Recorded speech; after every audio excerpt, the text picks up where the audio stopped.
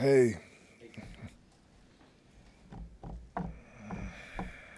Your just early impressions of how guys have gotten after it in camp and picked up with where you left off in the summer. Really just where we left off in the spring. The summer we was just doing a lot of conditioning, OTAs, and everything, lifting and everything like that, everything else like that. But to be honest, we just picking up where we left off in the spring. We left off spring on a really good note, football-wise, with the pads clicking and everything like that. So when it came to day one of fall camp, we just rolled off on that standard. Summer was there for us to get stronger, faster, and in shape. You know what I mean? Learn the schematics and the mental side of football. And right now, he's just putting it all together. So like, yeah, as I said, we just picking off a spring. That's all. Coach Rule talks a lot about the importance of a player-led team. That you sense that has even grown this year compared to last. Yeah. You got like wonderful guys like Giff, Ty, Jamari, who else? Even Marquise, there's a lot of guys. I don't, like, to be honest, I want to say, or even Nash as well. Like, there's no one set leader. Like, everybody has a voice to that team. Everybody can speak up and say what's right, what's wrong. Because why? Everybody knows what the standard looks like. Everybody know what the standard is. I have an opportunity to say something. One of the sophomores, juniors, other seniors, sixth-year seniors, fifth-year seniors, even freshmen, if they know the standard, they can say it. You know what I mean? Everybody holds each other accountable. So, yeah, we trying to be a player-led team, and I do feel like we're taking the steps to be so. How does hearing the motivating factors of a guy like Giff, you mentioned, who's been around this program for longer than he's been playing in it, how does that impact you guys who maybe didn't know about Nebraska until you got to Nebraska? Gift's impact is more so the fact that yeah, he's an older guy, right? Been playing a lot of football. He's been around here a long time.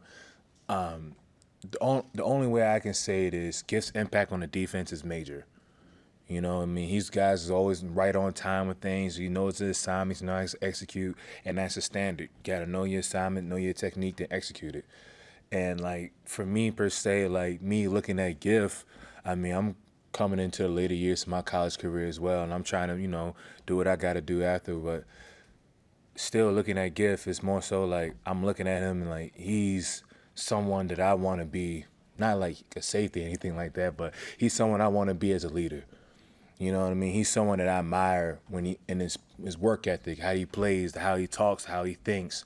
You know what I mean? Like in the sense where like we got different situations. I might rush the passer and got run 15 yards down the field. He might have to cover a really fast receiver 45 yards down the field and do the same play again.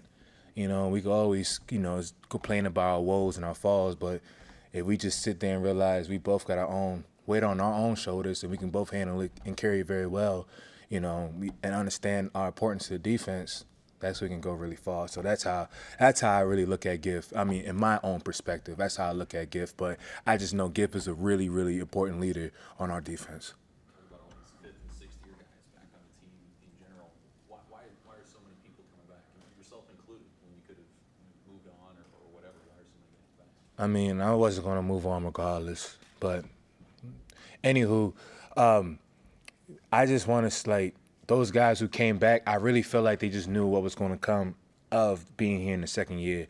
We all felt it. Like we all knew what was going on. Like last year, just trying to figure out the standard, trying to figure out how the coaches are, what the expectations, and everything else like that. But in the sense where like people came back because they knew like, man, if we just did these two little things, if we, bought into the process a little more, even myself, you know what I mean? We just did those little things to kind of, you know, listen to what some of the coaches said. It's not everything is just for talk. Everything kind of does relate to the process, adds up, and when it comes to big games, and that's where the chasing three comes in. Chasing three is just not three simple points. We're not just chasing a field goal. It's all the little details that go into it. And that's when we kind of went in since the start of winter. That's what we try to start in and try to incorporate in football. And slowly but surely we're doing that. MJ, how big of a talking point has been improving a four-man pass rush, getting home with four guys as opposed to just always having to rely on the blitz? How big is of an emphasis has that been in? It's been a pretty huge emphasis. I mean, like having a four-man rush and allowing the guys back there to cover. That'll be really great. That means more guys to cover, and like we don't gotta send a lot of people or do anything like that. And it makes it real easy on the defense as well. Coach White can call whatever you want to call, 40 family wise, and we just go there and rush. And that's been a really huge emphasis for us. And we just got to get back there, make disruption, create negative plays for the offense. Win on second down so they can have harder time to win on third down, knocking them out of certain areas of the field, and so we can just be the defense who can either score or give the offense a great position to score. So, yeah, it's been a huge emphasis. Are you still mainly at the Jack? Yes. So you got Bayer, Prince Will, you all back at that spot with a lot of experience, and then obviously Luke and Nick from the inside linebacker spots are gone.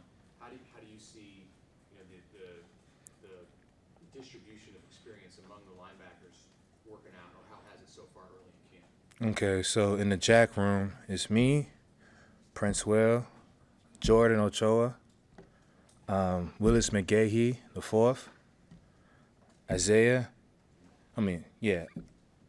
Flores Smith. Yeah, if I'm saying this last name correct. Yeah, my bad. Ishmael Flores Smith and Maverick Noonan. That makes up our Jack room.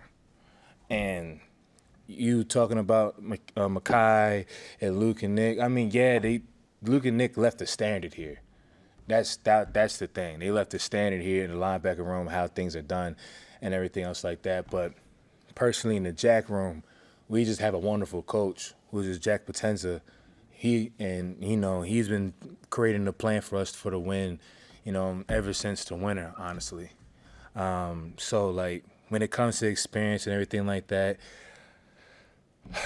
we just rely on our coach, honestly.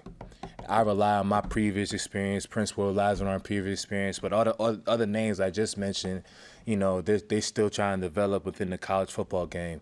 But at the same time, we're not just doing that on our own. Once again, I said, we have a wonderful coach, Jack Potenza, and he's doing a really good job in coaching us Jacks and telling us, developing the standard in that room, what it needs to look like, what it's not supposed to look like, and everything else like that. And so we can go out in the field and just attack, then be able to come back to meetings, look at film, and see what we did right and what we did wrong, or we need a little bit of work and do better. Through your college career, you've seen how hard coaches like Jack Potenza work behind the scenes. How cool is it that those guys can be more involved now with the new ruling, and that he can coach you the way he can? I'm not familiar with the new ruling. Just on the field. So there was a new ruling where some of the other coaches could coach more on the field. How has that helped, I guess? Shoot. I mean, that man's more than my ear and everything. I mean, Coach, as I said, Coach Jack, he always in my ear. He always coaching me up. To be honest, all I'm always searching for is coaching. I mean, there's certain plays where I look directly at him sometimes instead of looking for the play call, which is a habit I need to break. But you know what I mean? But in practice, I always try to look for him to see, what can I do a little bit better? If that was right, if that was wrong, did I make the right decision? Not more of in the thinking aspect, but more so in like, how can I get 1 step better, 1% better? So, yeah. But, like, yeah, I mean, it didn't make no difference to me. As I said, Jack always been in my ear. Yeah. What players wear the headset helmets on defense for you guys? I'm pretty sure the middle linebackers, like John Bullock and Javen Wright, Buddha Man, and Makai Bear, more likely so. You think it's made a difference with just their ability to process and get things out, or is defense so quick that there's not a lot of time to... I mean, Coach Tony White, he loves to create chaos for us. Nothing's going to be easy, so sometimes he might hold it a little bit and everything else like that. So I haven't really seen like a true benefit from it, especially as a guy who always in the rush or with the D-line front. And but understanding that, I do feel like it does have a benefit of getting the calls in quicker and everything else like that too. But as I said, he likes to create chaos, so nothing's going to be truly easy. So yeah, that's all I can really say about that.